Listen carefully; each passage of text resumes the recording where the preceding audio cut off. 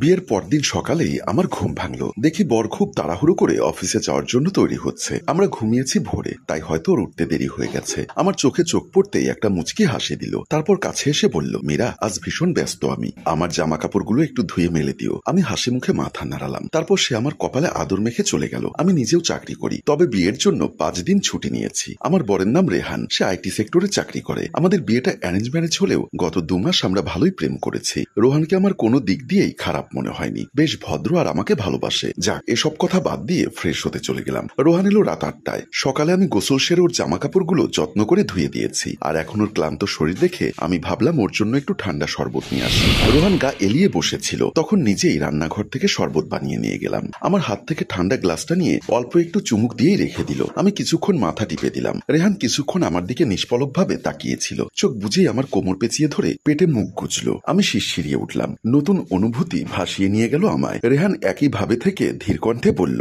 Lucky to have you Meera. আমি লাজুক হেসে রেহানের মাথায় বিলি কেটে দিলাম কিছুক্ষণ। তারপর বললাম, তোমার আর নিচে যেতে হবে না, একটু ফ্রেশ হয়ে নাও, আমি খাবারটা এখানে নিয়ে আসি। রেহানকে ভীষণ ক্লান্ত দেখে ওর খাবারটা উপরে নিয়ে আসতে চাইলাম। সে আরো সুযোগ পেয়ে আমার হাতে খাওয়ার বায়না ধরল। আমি জানি এখন খাওয়ার থেকে সে দুষ্টুমি বেশি করবে, তাও আমি সায় দিলাম। আমার নিজেরও মন্দ লাগে না তার এই মিষ্টি দুষ্টুমি। সেই রাতে রেহান আমার অসীম ভালোবাসার খোঁজ দিল। আমিও ধীরে ধীরে তলিয়ে গেলাম সেখানে। রোহানকে পেয়ে আমি ভীষণ খুশি। আমাদের ভালোবাসায় যেন কারো নজর না লাগে। আমি রোহানকে নিজের মধ্যে মিশিয়ে নিলাম। আমার সকালে অফিস চালু হয়। আমি সকালে উঠে শুধু সবার জন্য ব্রেকফাস্ট আর আমাদের দুজনের টিফিন বানালাম। আমার শাশুড়িকে কড়াও বলা চলে না, নরমও বলা চলে না। তিনি যে কখন কি চান সেটা বোঝাই মুশকিল। আমি কথা বললে সবসময় উত্তর দেন না। আমি টিফিনগুলো টেবিলে রেখে অফিসে রওনা দিলাম। অফিসের প্রথম দিন থাকায় আসতে আমার বেশ দেরি হলো। রাত 8:30 বেজে গেল। আমি ক্লান্ত শরীর নিয়ে রুমে ঢুকে দেখলাম রেহান ল্যাপটপে মুভি দেখছে। আমায় দেখে মুচকি হেসে বলল, ফ্রেশ হয়ে নাও, আর শোনো না, কিছু বানিয়ে দেবে, খুব ক্ষুধা পেয়েছে। আমার খারাপ লাগলেও প্রথম প্রথম আমি কাজ থেকে এসেই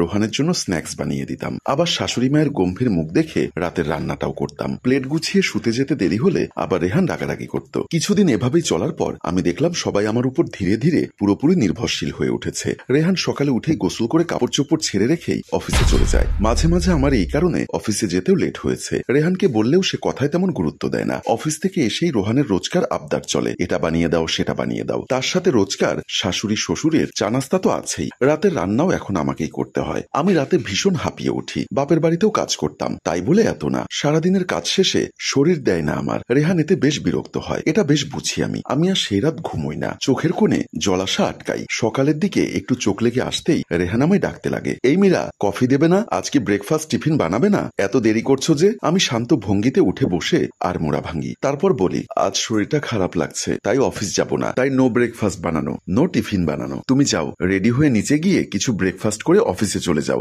আমি আজ লেটে উঠবো। রেহান অবাক কণ্ঠে বলল, মানে তুমি যাবে না তো কি হয়েছে? আমি তো অফিসে যাব, আর আমার কাপড় চোপড়গুলো কে ধোবে? আমি হাই তুলে বলি, তুমি অফিস যাবে, তুমি টিফিন বানাও, ব্রেড বাটার ছাড়া কিছু খেতে ইচ্ছা হলে বানিয়ে নাও, আর হ্যাঁ, আমায়ও দিও। রেহান যেন কথা বলতে ভুলে যায়। আমি তা দেখে মাথা চুলকে বলি, ওফ, তোমার কাপড় চোপড় আমারগুলো পারলে ধুয়ে দিও কেমন, ওই যে সোফায় রাখা। বলেই আমি শুয়ে পড়লাম আরামে। রেহান রাগে গজগজ করতে করতে চলে গেল। আমি হাসি দিলাম প্রশান্তির। রেহান যে আমায় ভালোবাসে না তা ঠিক না, তবে তাকেও আমার করা জিনিসের মূল্য বুঝতে হবে। যাদের জন্য খেটে মরবো তারাই সব দেখে শুনে আরো খাটাবে। এভাবে তো চলতে দেওয়া যায় না। না, রাতে বেলকনিতে দাঁড়িয়ে আকাশ দেখছিলাম। ভাবছি আমি রোহানকে ভালোবাসি। বউ হিসাবে পরিবারের প্রতি দায়িত্ব পালন করতে আমি দ্বিধাবোধ করি না, কিন্তু আমার জন্য কখনো রোহানের কি কিছু করতে ইচ্ছা করে না? আমার শাশুড়ি মা আমি আসার পর থেকে এক গ্লাস পানি ঢেলে খান না। আমি সারাদিন অফিসে খাটাখাটনি করে যতটুকু পারি সংসারের কাজগুলো চেষ্টা করি করার, কিন্তু তাই বলে ওদেরকে আমাকে একটু ছাড় দিতে ইচ্ছা করে না। তখন হঠাৎ আমাকে অবাক করে দিয়ে আমার শাশুড়ি মা আমার জন্য একটা কফি নিয়ে এলেন। আমি কফির কাপটা দেখেও বেশ অবাক হলাম। আমার মাথায় হাত বুলিয়ে দিয়ে বললেন, আমি বুঝতে পারছি তুমি এখন কি ভাবছো।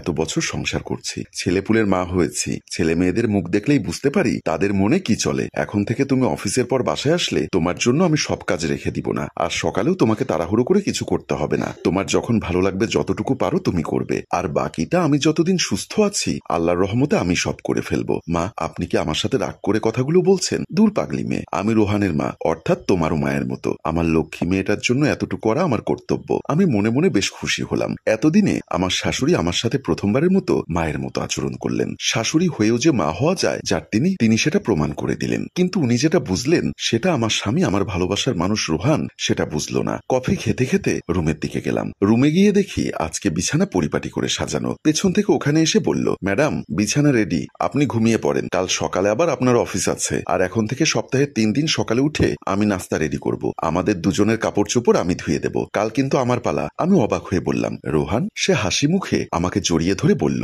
আমি যেটা এতদিন বুঝতে পারিনি সেটা আমার মা আমাকে বুঝিয়ে দিয়েছে। আমারও তোমার প্রতি কিছু দায়িত্ব আছে। স্বামী হিসাবে শুধু তোমার উপর অধিকার খাটাবো আর তোমাকে দিয়ে কাজ করাবো সেটা তো হতে পারে না। এখন থেকে আমিও হাতে হাতে তোমাকে হেল্প করব, আর ছুটির দিনে দুজনে একসাথে মিলে রান্না করব। আমার মুখে প্রশান্তির হাসি ফুটে উঠল। আমি তোমাকে পেয়ে খুব খুশি রোহান, আল্লাহর কাছে হাজার শুকরিয়া। আমি তোমার মতো স্বামী পেয়েছি। আমিও তোমাকে পেয়ে খুব খুশি বাবু। তোমার মতো একটা মেয়ের ভালোবাসা আমাকে ধন্য করেছে। সম্মানিত ভিউয়ার্স, স্ত্রীর উপর শুধু অর্ডার না দিয়ে মাঝে মাঝে তাকে বিভিন্ন কাজে হেল্প করুন, তার দুঃখ বোঝার চেষ্টা করুন। দেখবেন আপনার সংসার আরো বেশি ভালোবাসায় ভরে উঠবে। আমাদের আজকের গল্প ভালো লাগলে অবশ্যই শেয়ার করবেন। আর এই গল্পটির ভাবনা ও পরিচালনায় ও ক্যামেরায় শিহাব ও শাকিল এবং প্রযোজনায় মঞ্জুর মোর্শেদ। ধন্যবাদ।